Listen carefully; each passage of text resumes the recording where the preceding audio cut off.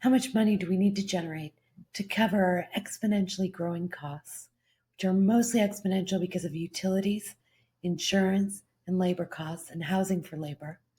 So we do have to have growing revenue. We don't necessarily want it exploding visitation, right? Which other resorts are doing. We actually want to keep the feel the same, but yet we do need to generate enough profit to annually invest in the maintenance of the core assets that are required to run a ski area. Our homeowners, many of them private equity partners who are invested in tech, and though they are here for fun and they're here to be with their families and are very easy and low key to be around, their expectations when you do enter the boardroom, our meetings are actually in Salesforce Tower, are the same expectations that you have from executives at Silicon Valley companies. I hired some former coworkers from the tech world who came to join me, and it's been amazing to sort of recreate that dream team in a ski area environment. My advice to all executives, CFOs, CEO, etc., is sort of never to compromise on that. And at first, people were like, no one from XYZ is going to come do this, Valerie. Like, you just watch. Welcome to Turpentine Finance, a podcast where we talk with top founders and finance leaders about what it takes to architect success. Our guests speak candidly about big business inflections, market curveballs, and how they approach decision-making so that you have the tactics and mental models for when the pressure is on. I'm your host, Sasha Orloff, founder, CEO, and self-professed finance nerd. You ready? Let's dive in. Hi, everybody. So one of my favorite things about California is you get to meet so many interesting people, and you just never know who you might be sitting on a chairlift with in Lake Tahoe. I've worn my Lake Tahoe shirt. As it turns out, it could be Valerie Burman, who is currently the CFO of Sugar Bowl after a long career as a CFO and executive of many successful companies. And so Valerie worked in corporate M&A at Lehman, was VP of one of the largest multinational companies in the world that you might have heard of, SAP. A lot of you probably use it today. Executive at Mindjet, which was acquired, Spigot, which was acquired, CFO of GuidesPark, which was acquired, an executive at Workday, which probably almost everybody on this podcast uses as well, and now CFO of one of the best kept secrets in Tahoe, Sugar Bowl. Although I probably shouldn't say that because I love skiing there, and the crowds are good, but not great. So close to the Bay Area. All right. So I've had some interesting conversations between chairlifts and a power lunch of Snickers and a Red Bull a few weeks ago in Tahoe. And I wanted to share some fun stories with the audience. So welcome to the show, Valerie. Thank you, Sasha. All right. So I think we have to start with kind of one of the most fascinating CFO jobs in the world. You go from tech to Sugar Bowl. So can you just tell us a little bit about how you go from a $75 billion publicly traded company to the CFO of Sugar Bowl? Absolutely. So I know it sounds a little crazy as a transition. And the reality is, for me personally, given my background, it's actually a really natural transition. But I probably have to back up 30 years for it to make sense, which is after I graduated from college, I became a river guide. And I met my husband whitewater rafting on the South Fork American River in Coloma. And when the summer ended, he said, well, I'm moving back to Tahoe. And I said, okay, I'll go with you. And I was supposed to go to law school, but I deferred. And I ended up moving with him to Tahoe and spent the winter teaching ski school, then went back to being a river guide and really lived the mountain lifestyle with him, which I fell in love with. And so I did eventually go to law school, and I eventually became an executive like you described, but my husband always stayed living in Tahoe. So for the past 30 years, I've actually been commuting from Tahoe to the Bay Area for my role. My kids have been living, raised, and going to school in Tahoe. And so I've always lived these two very separate lives, one which is sort of outdoorsy, adventure based, and the other which is a sort of corporate venture capital type tech world. And I really didn't have those worlds intersect very much, separate friends, separate social circles. And when the pandemic came, I actually was able to live in Tahoe full time and work full time from Tahoe. And I decided that I really loved the idea of having my kids, my social circles, my work sort of all connected, combined as one. And at that time, Sugar Bowl had a brand new CEO, a woman who moved here from New Zealand and is amazing. And the opportunity to be her CFO came up.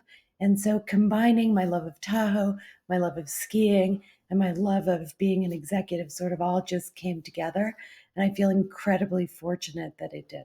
So, as you mentioned, you've been working in sort of either public companies or tech companies or software companies for sort of quite a long time.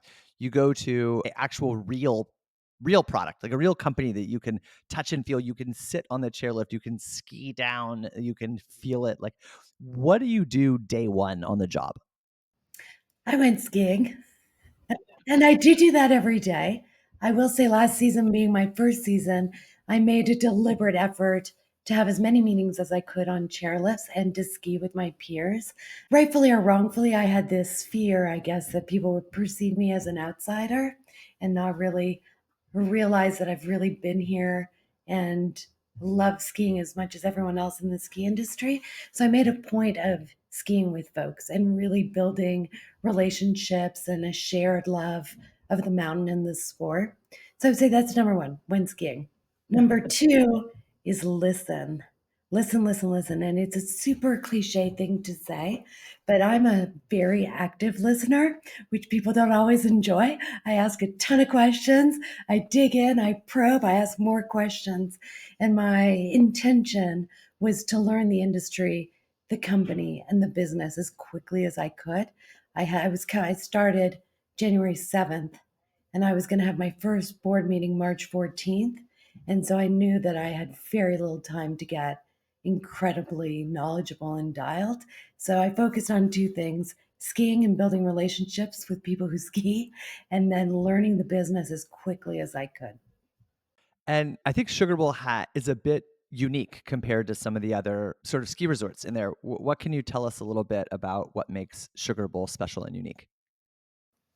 Absolutely. So Sugar Bowl is independent, which these days is unique in and of itself. But Sugar Bowl has always been unique in that Sugar Bowl is owned actually by the homeowners. It's about 150 folks. Many of them are longtime families that were involved in starting the resort or building the first homes in 1939.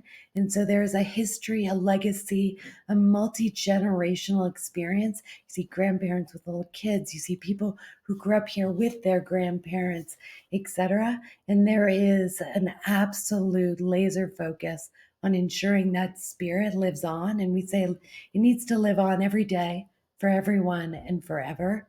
And that ethos and that desire to be authentic and preserve the authenticity into the future for the community is real and palpable.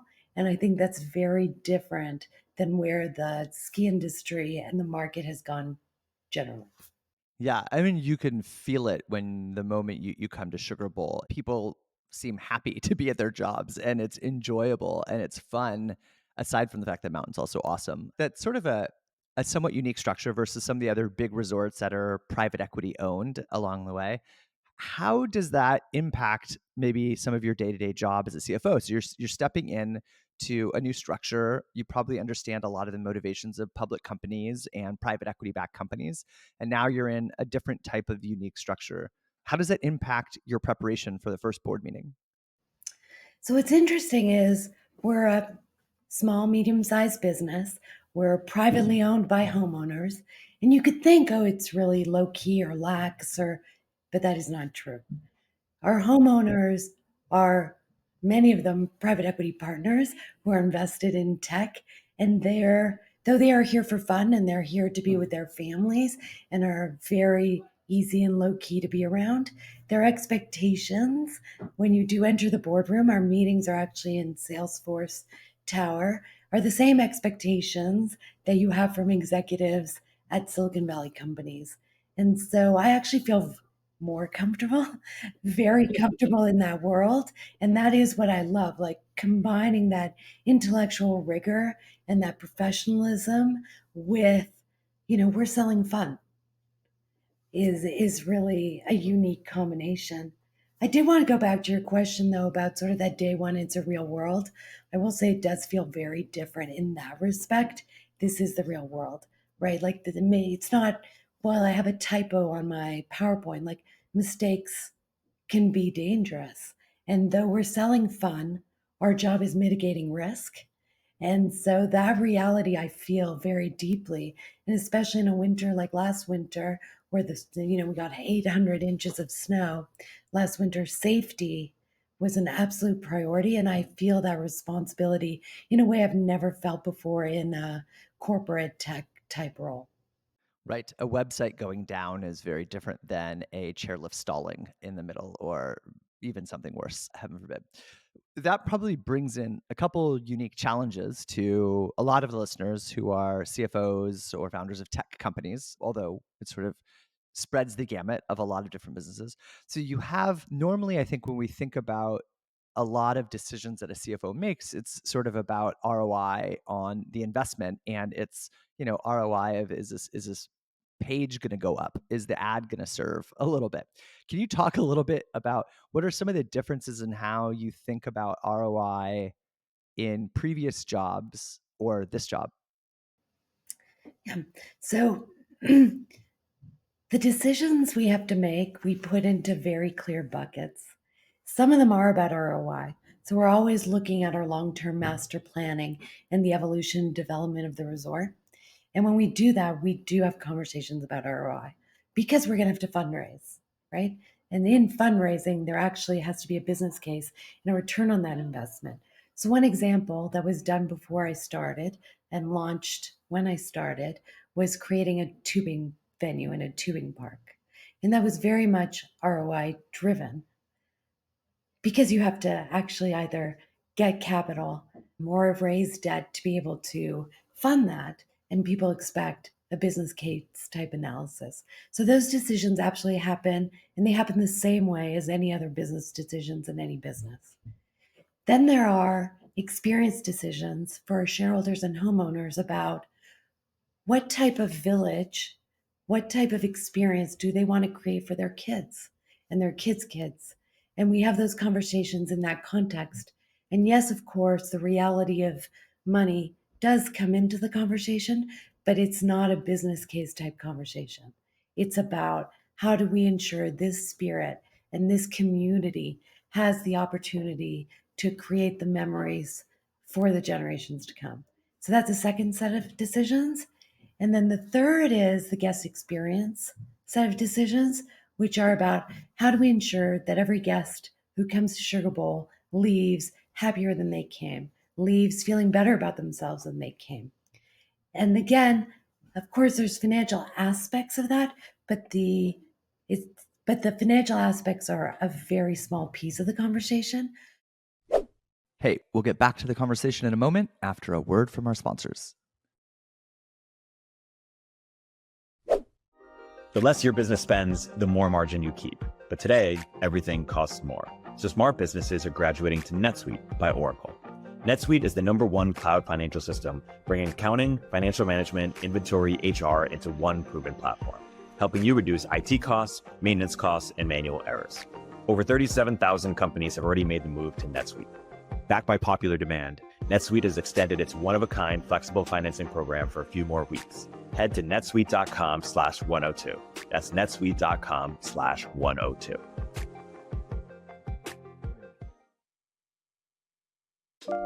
Real talk. Most talent leaders haven't yet cracked how to leverage AI for meaningful impact on their hiring processes and business goals.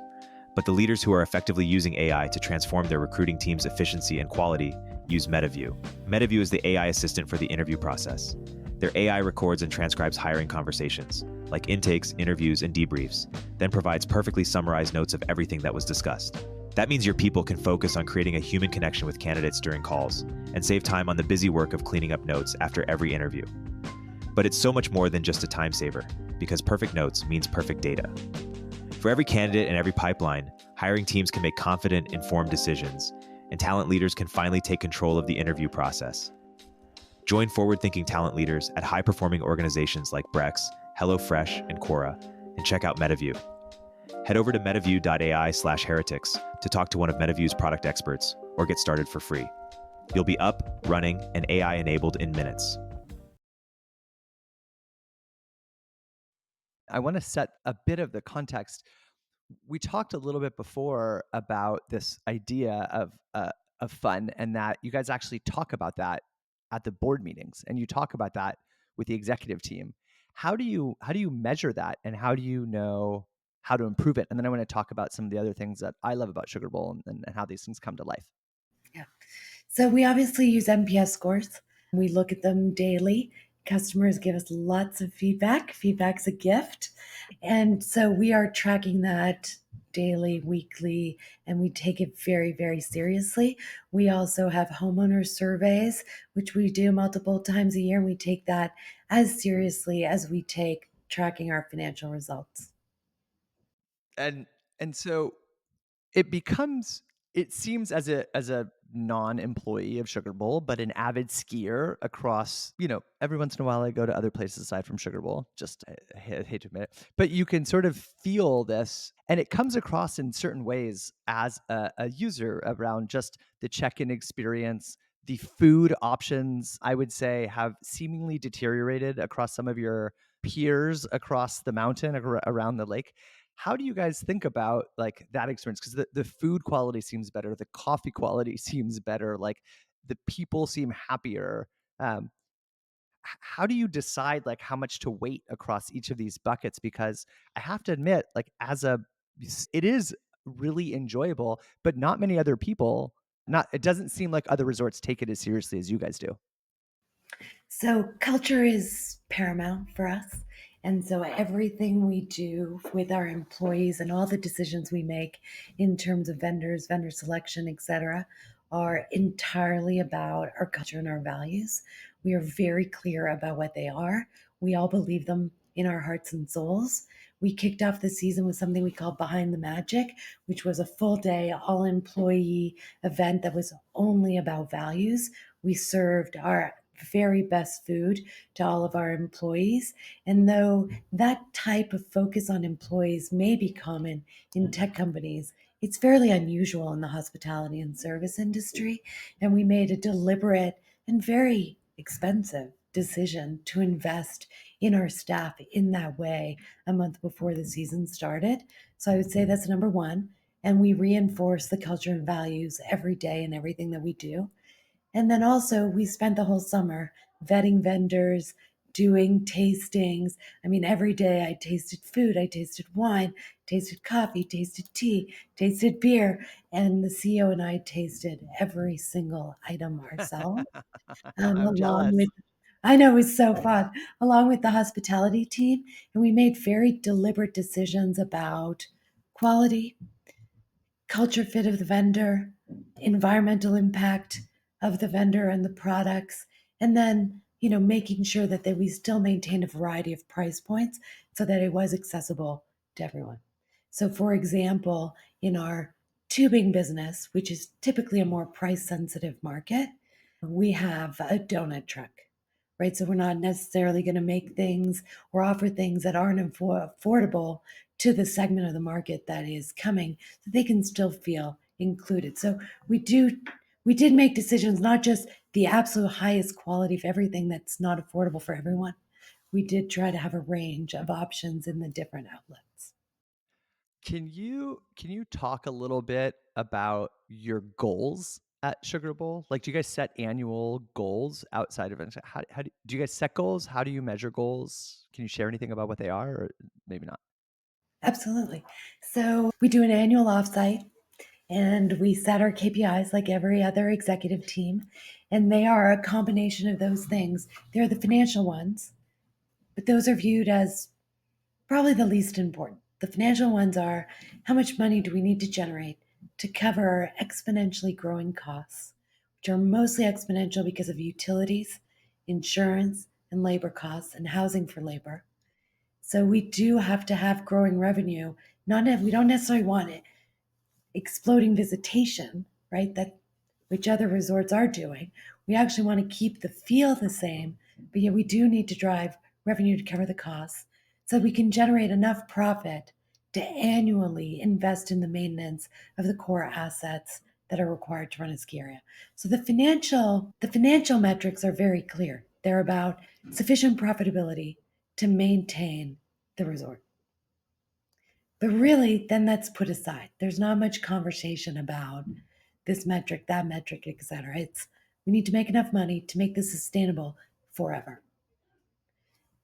Then the remainder of our metrics are really about the things we've been talking about: employee engagement, villager engagement, and guest satisfaction. And it's pretty straightforward. It's about NPS score, villager survey score. We did 360 evaluations of the entire executive team. It's about, and our 360 evaluations had some component of competency, but they were really about our 5 core values and whether or not we act every day, and especially on the stressful days, do we act according to our values. So the metrics are pretty clear. We do measure skier visits every day, every week, every season. We measure the pass visitation versus day ticket visitation, which is important to us as well. But really, it's pretty basic. Do we generate enough revenue to cover our costs, to invest in maintaining the resort? That's financial.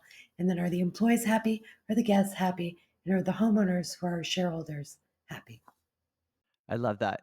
You can feel the difference between sort of different resorts, and it's nice to hear. I wish it could happen more often. There's certain places in Tahoe where you drive and then you wait to park to go to the place, and then you wait in a big long line to take a tram to the top of the mountain, and then you wait for the. By the time you park your car till you hit the chairlift or the button seat that first time is an hour to an hour and a half, and forget like dragging along your little kids. Like, oh my God, that's like a whole new thing. And I was in Jackson Hole the other weekend, and they limit the number of people that come as well to maintain a great experience for the people that are skiing. And you can feel that also in Sugar Bowl. Like, you get to actually ski.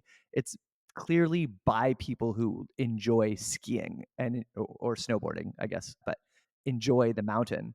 We make the sport front and foremost. And we actually hired an executive director of sport, which isn't really a role that exists anywhere else. And we hired a gentleman, Mike Jankowski, who was a coach for the US ski team for 20 years and took the team to 5 Olympics. I think his athletes have won 37 medals. I mean, he loves this more than anyone else. I mean, we all love it. He really loves it. And that's how much we value the sport for its own sake, not for competition, for its own sake. Like I said, the competitions we're going to have, we choose to have, are all about having fun and feeling good. And yet, someone who's come from the Olympic side of it is also valuing that and deciding to come to Sugar Bowl for that very same reason. So, one, we value the sport. Sugar Bowl was founded on love of the sport, and we're continuing that. And then I'll say some of the words that we try to focus on are things we always say to each other. I can't believe a place like this still exists. Let's make sure when people walk in, they have that same reaction and they say to each other, I can't believe a place like this still exists. So let me give you like concrete examples of how we think about that. We're putting in new doors to the garage. And we talked about, the architects proposed, these automatic, amazing sliding doors. And the president of the board said, is that going to really feel authentic? Is that going to really feel like I can't believe a place like this still exists? Or does it need to be a door that you actually like push to open? Like, so that's a level of detail that we think about to make sure that it continues to feel, even as we modernize, it continues to feel like I can't believe a place like this still exists. In addition to that, some other words we talk about is we love when a guest said to us over dinner, when I come here, it's gentle on my soul. It just feels easy. And so that gentle on the soul is something that we talk about a lot as well. How do we make sure people come here, and even though they drove in bumper to bumper traffic from the Bay Area, that once they get off the freeway and start driving into Sugar Bowl, it's like, okay, I could just relax. It's tangible. It was fun. Just this, I took up a day trip with Ross Rubini, who we know in the middle, and I got him up so early in the morning, and we got up there, and I thought the resort opened at 8:30 and opened at 9 on the day that we were there, and so we're in line at 8:30, and just instead of making a big deal, the chef operator at the beginning, he just like laughs, "Yo, guys, we don't open for like 30 more minutes. You could stand there, go grab a coffee over there along the way." And it's like, oh, right, let's just have fun. Like it wasn't stressful. It was just, we just had fun and made the best out of it. It didn't add any more stress or anxiety. So we had coffee, we chatted on the deck and just looked out at the mountain, excited to get started. One of the things that dawned on me, I just finished the HBO series called Winning Time, which was about sort of the dynasty of the Lakers. And one of the things that kind of came out was so much of the revenue of a basketball team is about whether or not you make the playoffs, because that means there's like a bonus extra number of games. And it's occurring to me as we're talking, so much probably of the ski resort is around something that is somewhat out of your control, which is Mother Nature and how many days of actual snow. And so days like today, where it is raining in San Francisco, and I'm sure you're looking outside waiting for this podcast to end so you can go have a one-on-one on a chairlift, because I'm sure it is dumping up there and I'm jealous. But there's probably is a really meaningful implication. How does that factor in to you? How do you think about that as the CFO of a ski resort where a lot of this number of days that you can exist is out of the control of anybody in the company? That's the area where I'm learning the most. Trying to stay even keeled when I have very little control over the core aspect of our business, which is the conditions, the driving conditions, the weather, the ski conditions, etc. And our business is driven by weather and conditions. So the beginning of the season, there was no snow and there were no people. And then as you go into the Christmas holidays, which is the peak revenue generating part of the year, and you have no or low snow, I found it stressful. Now, fortunately, I'm surrounded by peers who've been in the ski industry their entire careers, and to them, this is just normal. And you just make the decisions you have to make. You figure out how much snow you can make, you make as much snow as you can, you market to beginners because it's actually a great time for beginners to learn. They don't need the whole mountain open.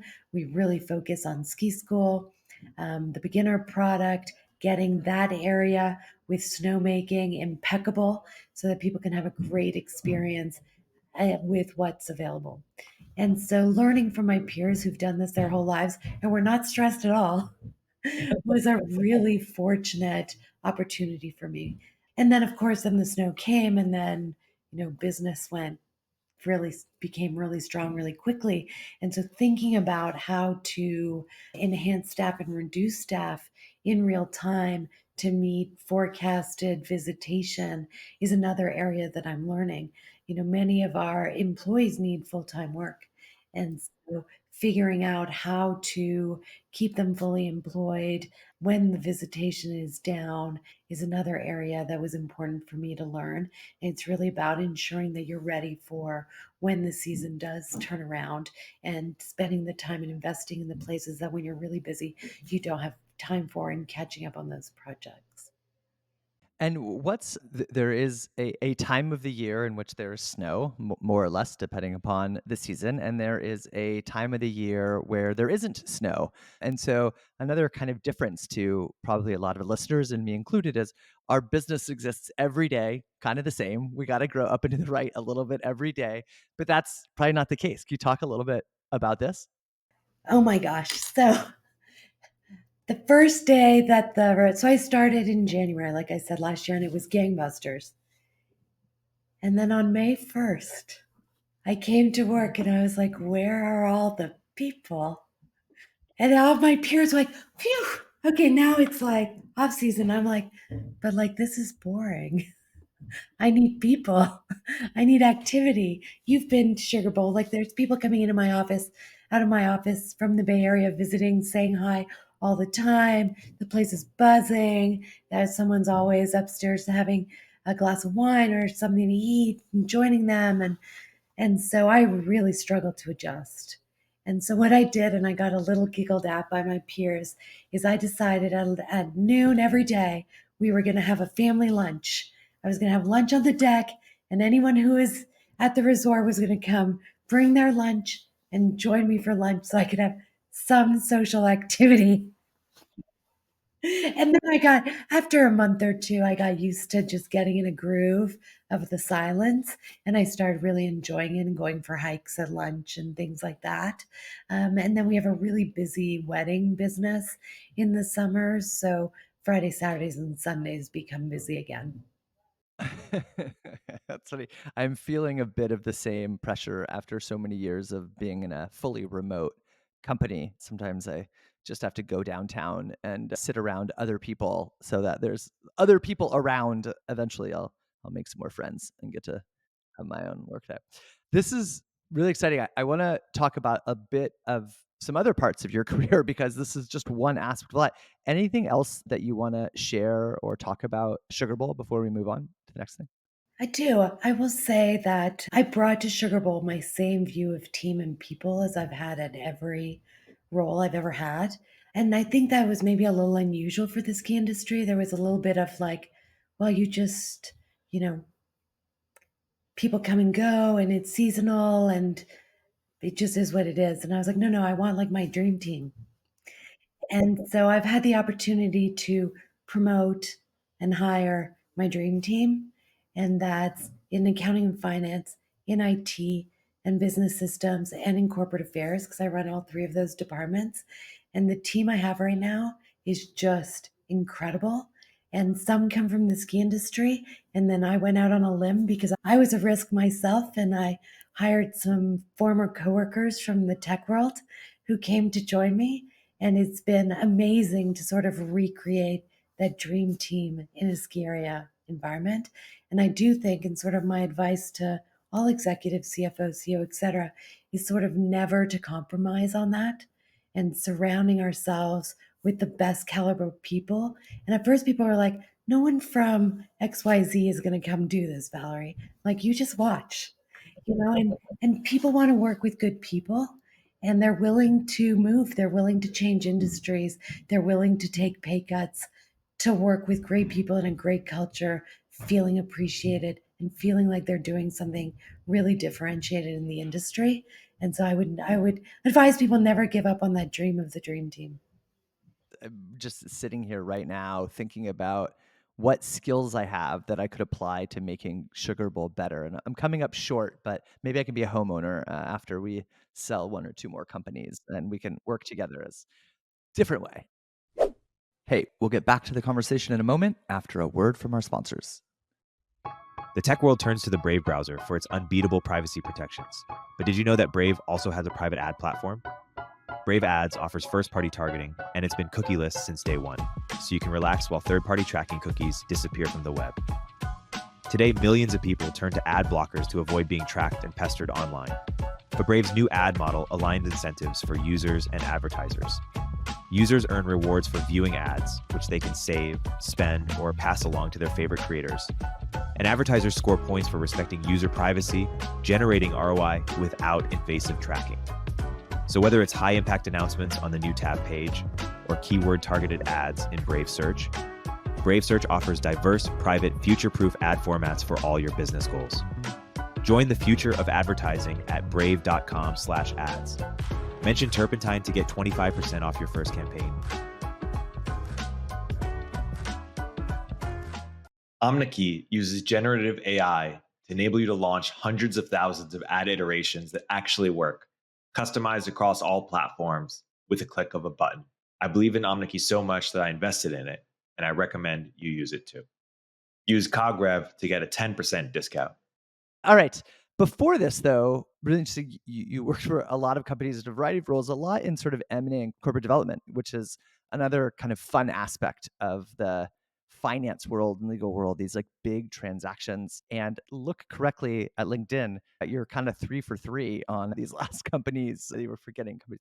They sort of say good companies are sold, not bought. Can you like talk a little bit about any of your perspective on this after going through it a few times, either on the sell side or previously before, maybe on the buy side?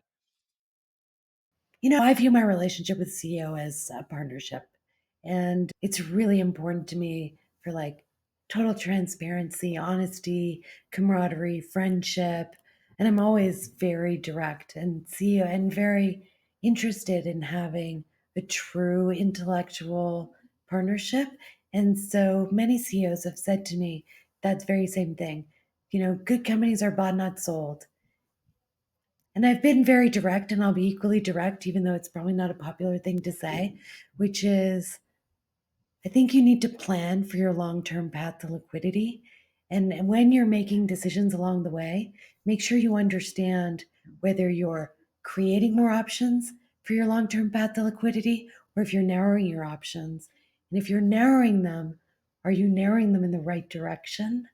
Because, yes, proactively going out and trying to fire sale a company is challenging at best, but ensuring that you set yourself up so that when someone wants to buy you, you're the right target to be bought at the right price, I think is really important. And so I have viewed my role, whether it's as general counsel or CFO or head of corporate development or partnerships, I've always asked myself, am I helping, narrowing, or hurting? So am I expanding, narrowing, or hurting our long-term path to liquidity? Because at the end of the day, we have to return the investor's capital. And that is my primary job and function, not necessarily at Sugar Bowl, but at every other venture or private equity backed or even at a public company. That is my job and my responsibility.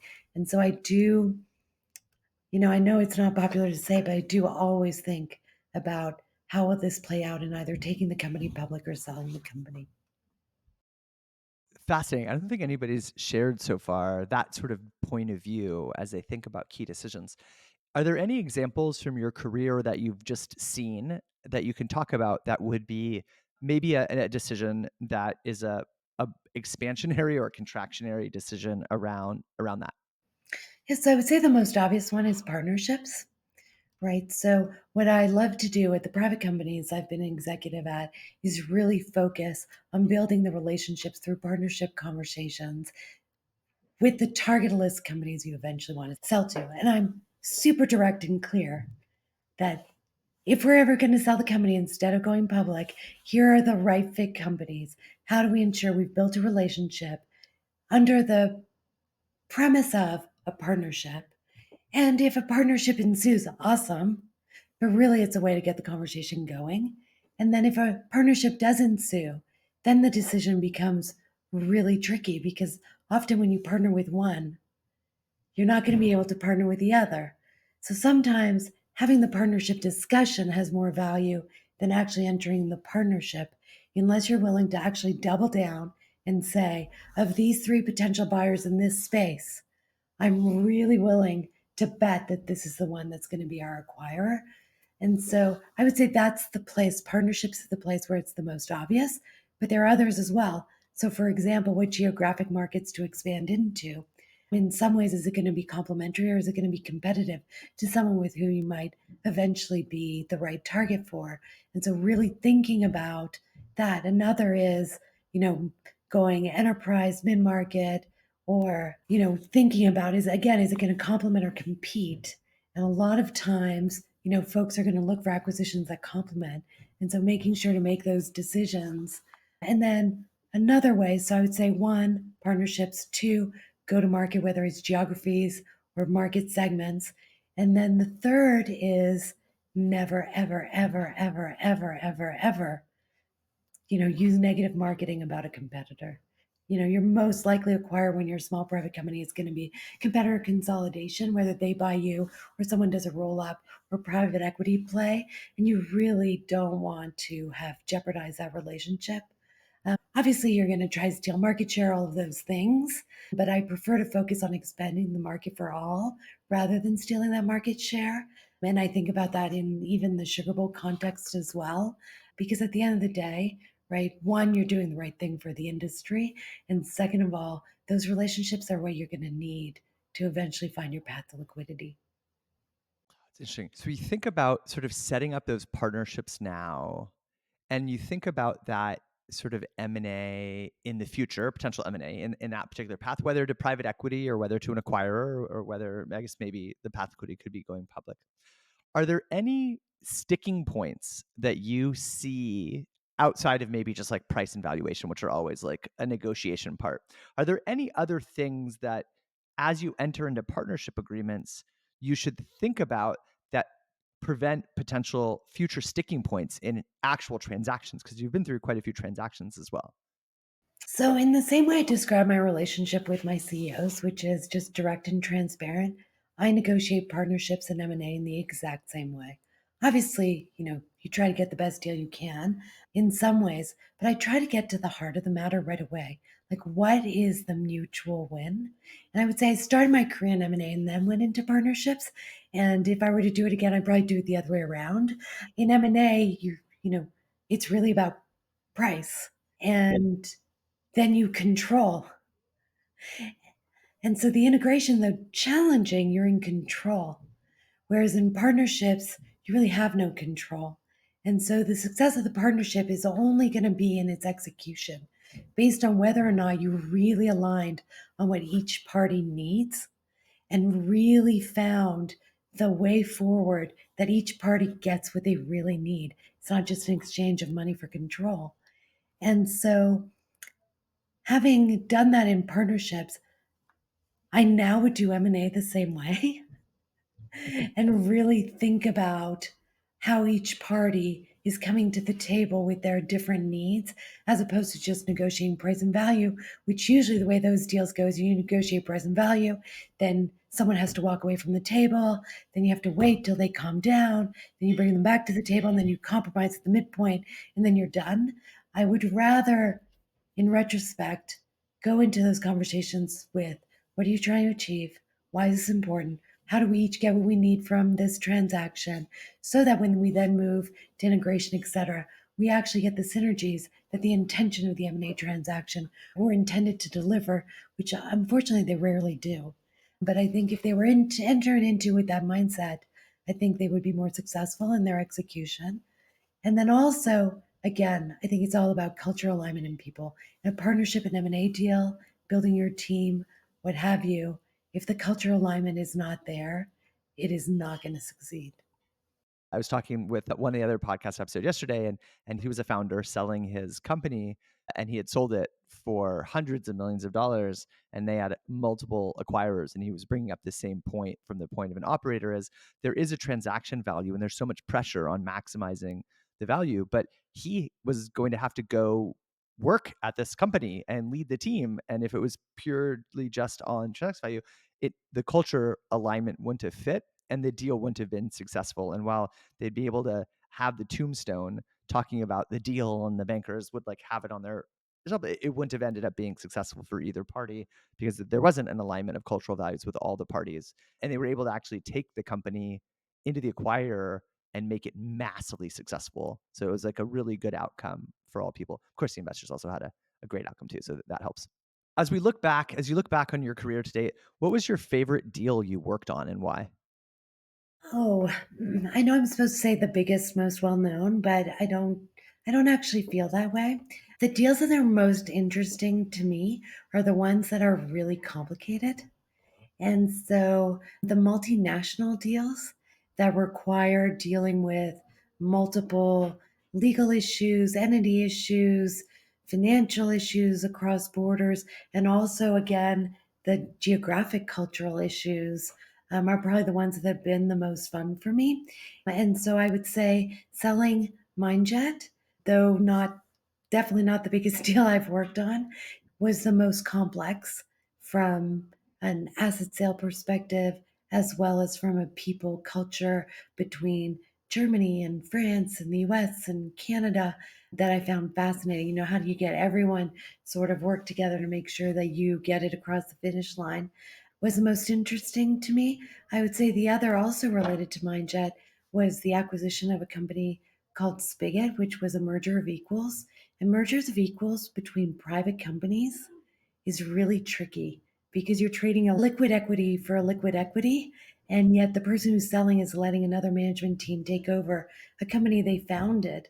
And so the dynamics of that and ensuring that the founders still felt respected and appreciated and had a voice, and getting them comfortable with allowing our management team to take that over for them, I really loved. So what I would say is, for me, the most fun deals are the ones that are the most complicated legally, financially, and interpersonally.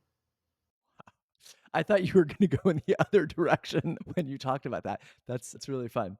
Over your last couple questions, over your years of experience, what's the most common question you get from up and coming CFOs? Yeah, so a lot of up and coming CFOs are controllers, and I'm not an accountant. I didn't go to business school. I didn't study finance at all. And I became a CFO by being an investment banker, and through that M&A and debt and equity financing route.